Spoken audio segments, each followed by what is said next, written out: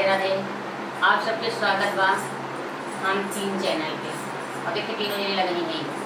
आप सब ढेर आशीर्वाद दे भैया। एक चैनल पर काहे देते हैं, चैनल पर ना देते हैं, हम बहुत टेंशन हो जाएंगे।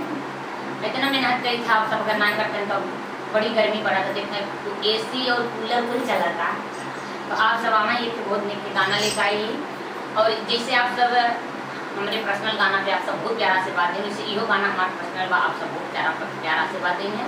आओ सुनावत है, कैसे लागे कमेंट में बताएंगे। जैसे गलत हो जाए ऊपर बात हम भौजी से पूछिए, हम बताऊंगे। हरे रातिया सपनवा भौजी देखले लंबा लंबा हो, रातिया सपनवा भौजी देखले लंबा लंबा हो, टूटला करमवा सैया मिल गइले निकम्मा हो, टूटल करमवा सैया मिल गइले निकम्मा हो, मिल गइले निकम्मा सैया मिल गइले निकम्मा हो, मिल गइले निकम्मा सैया मिल गइले निकम्मा हो। अरे टूटल करमवा सैया मिल गइले निकम्मा हो, मिल गइले करमवा सैया मिल गइले निकम्मा हो। खेत बेचे बारी बेचले खारी हनमा हो, खेत बेचले बारी बेचले खारी हनवा हो, खेत बेचले बारी बेचले खारी हनमा हो, खेत बेचले बारी बेचले खारी हनवा हो।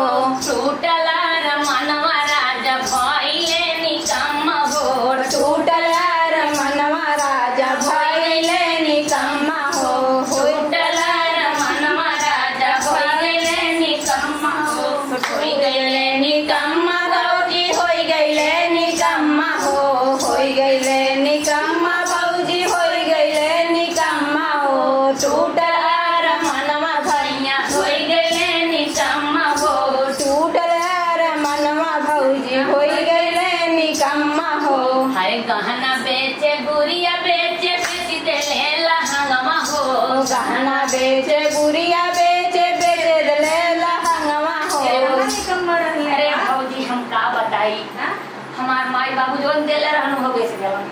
अच्छा हाँ खाली नंदोक ना बेचे ना। अरे हम का बेचे घर उनके समय ना रहा, उनका माई इतना पिया है हमके बेच देते हैं। अरे ना पास उमरवी स्टेशन रा तू बेचाई जा तू। गहना बेचले गुड़िया बेचले लहंगवा हो, गहना बेचले लहंगवा हो, गहना बेचले लहंगा बेचले मोर लहंगवा हो।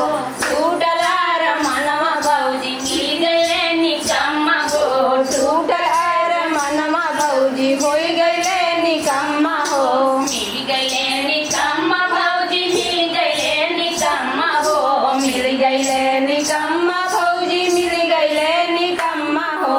टूटला रमनवा भैया मिल गइले निकम्मा हो, देखले सपनवा भौजी रतिया लंबा लंबा हो, देखले सपनवा भौजी रतिया लंबा लंबा हो। टूटला रमनवा राजा मिल गइले निकम्मा हो, टूटला रमनवा राजा मिल गइले निकम्मा हो। अरे चूड़ी बेचले कंगना बेचले चूड़ी बेचले कंगना